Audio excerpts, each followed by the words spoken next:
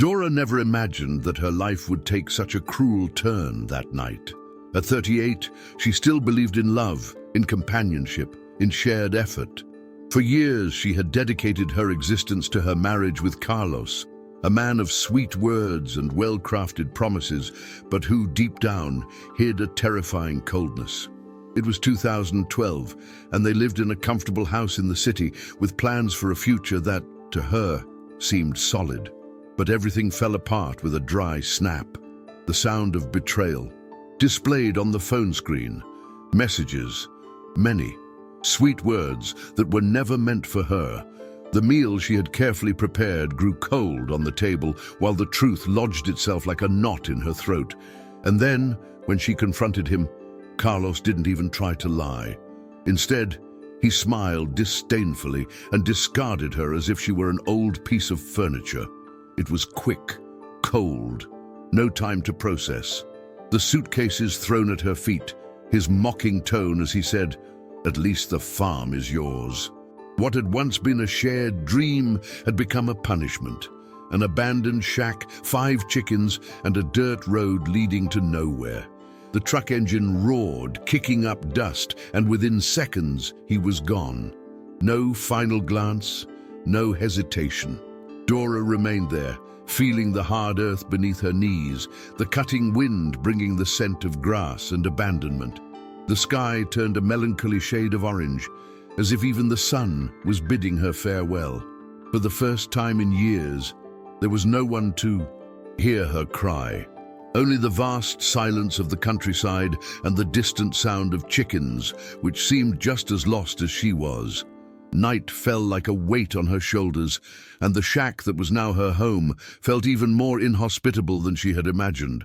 The wooden walls creaked under the wind, the humidity made the air heavy, and every shadow cast by the moon seemed more threatening than the last. Dora lit the flashlight she found at the bottom of one of her suitcases and began exploring the space. There was no bed. Only an old, moldy mattress in the corner. The kitchen was rudimentary, with a dusty wood stove and a sink with a faucet that didn't release a single drop of water. But what disturbed her the most was the smell, a mix of damp wood, rust, and a faint odor of something dead, perhaps a rat that hadn't survived the abandonment. Her stomach turned, but there was nothing she could do. Exhausted, too drained to cry anymore, she curled up on the floor, hugging herself. The fear of being alone, the cold seeping into her bones, and the sound of branches tapping against the window made that first night a waking nightmare. The dawn brought a sliver of hope, but also harsh reality. Dora woke to the sound of chickens clucking, a repetitive and insistent noise that reminded her that this was indeed her new life. Her muscles ached from the sleepless night, but at least the sky was clear and the sun warmed her chilled skin. She stepped outside and surveyed the land before her. Tall grass had taken over, and the old chicken coop was barely standing. The 5 chickens scratched the ground carelessly, indifferent to her suffering. "Figure it out," Carlos had said before leaving, and that was exactly what she had to do. Taking a deep breath, she wiped the dried tears from her face and walked toward the only source of life she had left, those birds. If they were all she had, then they would be the start. Dora spent the morning exploring what little she had. She found an old well in the back, covered in dry leaves and cobwebs, and after a few attempts managed to pull up a bucket of water. It was murky, dirty, but with boiling and filtering, it might be usable. The shack's pantry contained only a few expired cans of food and a sack of chicken feed that luckily was still in good condition. She looked at the birds as if they were tiny guardians of her destiny, pecking away, oblivious to the tragedy of her life. She took a deep breath and tried to recall something useful. She had seen videos about raising chickens before, but she never thought she'd need that knowledge to survive. She grabbed a handful of corn and tossed it onto the ground, watching the animals rush to eat. At least that was something she could control. At least for now, she had something. But as the day went on, Dora started to feel something else. a presence. At first, she thought it was her imagination, exhaustion, despair, maybe even echoes of her humiliation. But something was wrong. Every now and then, a chill ran down her spine, as if someone was watching her. The farm was isolated, with no neighbors nearby, no sign of civilization. And yet, she didn't feel alone. The wind howled through the trees, and the rustling leaves almost sounded like footsteps. Trying to convince herself it was paranoia, she continued her tasks, cleaning what she could and organizing some kind of structure for the night. But then, as the sun began to set, she heard it. A dry noise from the bushes, a snap, a branch breaking, and at that moment she knew for sure something was there, and it was close. Dora froze, still holding a piece of wood she had picked up to repair the chicken coop. The silence around her became deafening, as if even the natural sounds of the countryside had vanished. Her eyes scanned the land, searching for any movement among the trees. The wind shook the dry branches, but that didn't explain the noise she had just heard. Her heart pounded as she tried to rationalize. Maybe it was an animal, a stray dog, a wild cat, or even a wild boar. But deep down, her instincts screamed that it wasn't. Still, she refused to believe someone could be there. Who would waste their time watching a woman alone in the middle of nowhere? She forced herself to keep going, ignoring the fear creeping up her spine. The sky darkened fast, and she knew she had to prepare for another long night. She grabbed the flashlight, made sure the shack's door was locked, and, on impulse, brought one of the chickens inside. The animal nestled into a corner, clucking softly, and strangely, its presence was comforting. But then came the second noise, louder this time, closer. Dora held her breath. Footsteps, heavy ones, dragging against the dirt, moving toward her. She instinctively switched off the flashlight and gripped the broomstick like a weapon. The seconds stretched into eternity, each more agonizing than the last. Then the doorknob creaked.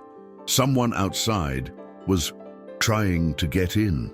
Dora spent the night locked inside, gripping the broomstick until her hands ached. Whoever was out there never spoke, never knocked, but she knew they had been there.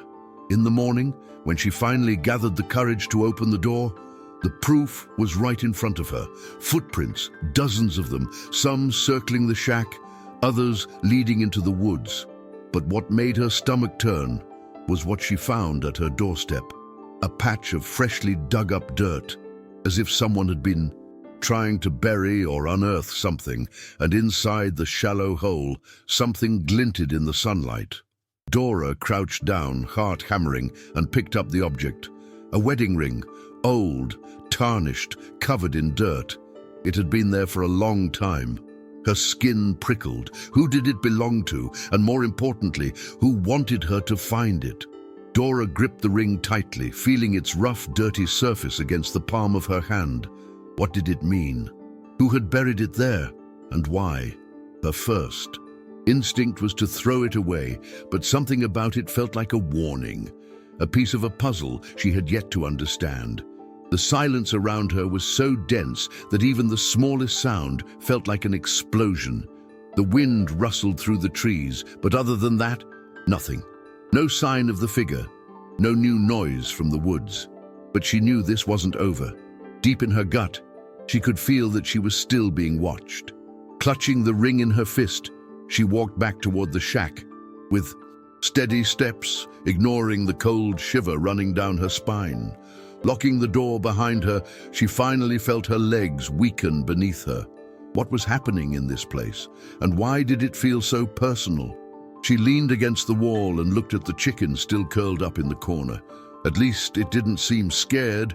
That meant for now, she was safe. But for how long? Her mind pounded with unanswered questions. Had the farm always been haunted by this presence? Or had it all started when she arrived, and the ring, who had worn it, who had buried it, and most importantly, who wanted her to find it. Dora clenched the ring tighter, feeling its weight pressing into her fingers. She needed to think. She needed to understand. But her thoughts spun wildly, a whirlwind of fear, doubt, and the suffocating certainty that the night wasn't truly over. Her body begged for rest, but her mind refused to shut down. Every small creak of the shack's wooden planks made her hold her breath. Every whisper of the wind sounded like a voice calling her name. She wouldn't sleep, not with the feeling that something or someone was waiting for her in the dark.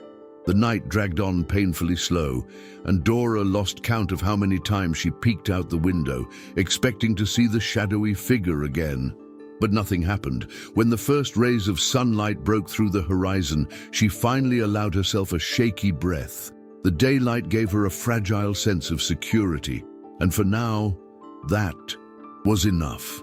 She stepped outside and looked at the footprints still imprinted in the dirt around the shack. They were real, just like the freshly dug hole. None of this had been a dream, but amid the fear, something shifted inside her. For the first time, Dora realized she didn't want to run. She didn't want to be a victim. She wanted to understand. Dora spent the day investigating the farm, looking for any clues about what had happened the night before. The mound of dirt on the porch was still. There, the footprints still visible, but something felt different, as if, under the daylight, the place had lost part of the threat it held at night. Even so, she knew this wasn't over. She dug a little deeper where she had found the ring, feeling the sweat trickle down her temples as she moved the damp earth with her hands. But there was nothing, only roots and rocks. If something had been buried there, or if there had been something deeper, maybe it had already been taken. So why leave the ring behind? That afternoon, she made a decision. She needed to find out who had lived on this farm before her. She walked to the nearest village and started asking around. The reactions were mixed. Some people avoided her eyes, others simply shook their heads. But it was an elderly woman sitting under the shade of a small market who finally broke the silence. "That place, it used to be a home a long time ago," she said, running wrinkled fingers over her lap. "But the man who lived there, he disappeared. They never found the body." Dora felt a chill creep over her skin. The old woman looked down at her hands, her gaze catching on the ring Dora still held. "Where did you find that?" Dora swallowed hard. She didn't know the answer, but one thing was certain: someone or something wanted her to find out.